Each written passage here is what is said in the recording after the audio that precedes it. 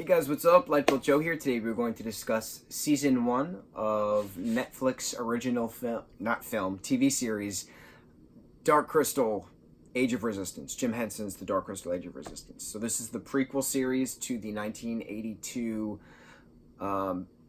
cult film, The Dark Crystal. So there's a lot of lore in the Dark Crystal world. So it takes place on this planet Thra. Thra has 3 different suns. The Gelfling are the main inhabitants of Thra. There are 7 clans within the Gelfling. There are other creatures of Thra in general. Mother Algra is essentially Mother Earth, but she's an actual form, who cares for all of her inhabitants. I guess that makes sense. Yeah, that makes sense. And then you have the powerful Skeksis, who are these alien race who came to Thra, convinced Mother Algra to let them, be in charge of the Crystal of Truth, which is the power source of Thra. Basically, it connects all of Thra together, and they give her I forget what they call it, but it's a device that Mother Algra can look to the stars and see the wonders of the universe, while they mistreat the crystal and use its powers for immortality. That's the basic plot. So then the Skeksis realize that they can drain Gelfling for their essence and thrive off their essence without having to drain the crystal, because every time they drain the crystal, it creates the darkening. And the darkening is what is destroying Thra. So there is a lot of scandal that goes on in this 10-episode Season 1 prequel. In the movie itself, which we'll talk about at some point, but main character's name is Jen. He is the last Gelfling, and he meets Kira, who's also a Gelfling. And they both think that they're the last Gelflings, but it turns out they're not the last Gelflings. So we know the Skeksis are going to rule, and we know that Jen is the one who he's going to, defeat the Skeksis by putting the shard of crystal that's been missing from the Crystal of Truth into the Dark Crystal. We know that that's how the story ends, but it's a matter of how do we get there. And they talk about thousands of shrine that the Skeksis have been on.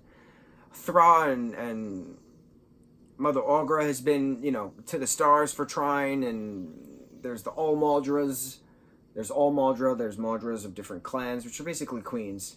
Maldra and queen is kind of the same world. But Rianne, who is voiced by my future best friend, Taron Egerton, amazing character, amazing Gelfling. You have Brea, who is a princess and of knowledge, basically, and you have who's a Vapin, and then Deet is a Groton Gelfling, who meets Hup, a Podling.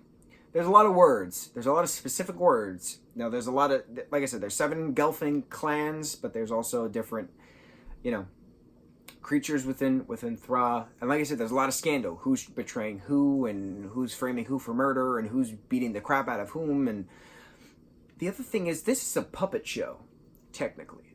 But I dropped a fidget spinner. On to the next. The interesting thing about this show is that there are times where you don't believe you're watching puppets. That you are truly immersed into this world, into this universe. And you're like, oh my god. It took me 5 episodes, I kid you not, 5 episodes to realize that the tongues of the Skeksis are CGI. But the rest of them are human-suited puppetry. 5 episodes, half the season. It took me to realize that the tongues of the Skeksis were CGI, that they weren't actually there. That's craftsmanship. There are so many times where you don't know what's the difference between puppet, CGI, or stop motion.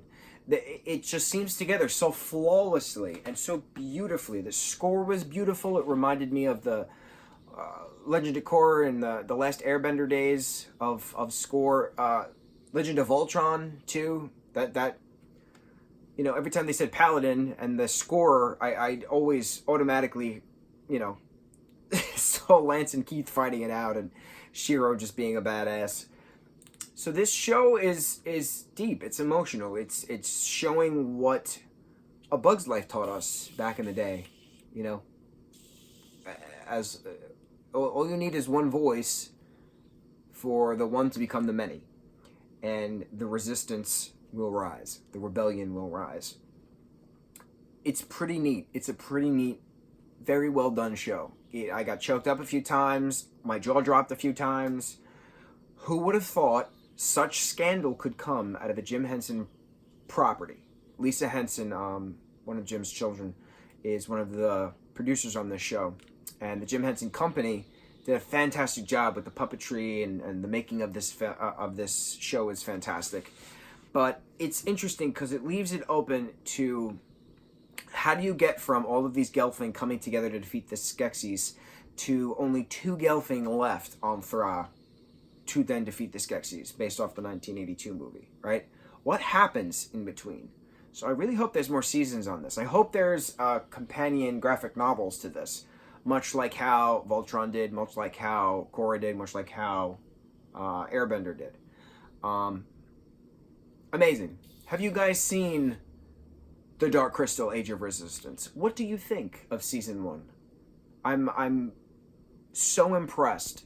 It's disgusting how impressed I am. That's fidget spinner number 2 that fell. So that's why I keep many on my little table right there. Can't keep them in my hand. Can't be. Oh, this I haven't played with this one in a while. Forgot. This is the old one. It's got the noise. So yeah, bring on season 2. But of course, I need the props of Rayon, Deet, and Brea because they're the big 3 and amazing Gelflings. Amazing Gelflings. And shout out to Deet for having 2 dads and a brother. So awesome. I'm so happy that it's just such a normal thing within the alien races. Like, all families are different. Let's celebrate it. Doesn't matter what Gelfling clan you come from. Beautiful. Bravo. Bravo Netflix, bravo Jim Henson Company. Thank you all for coming to my review of The Dark Crystal: Age of Resistance. Mucho mahalo, guys.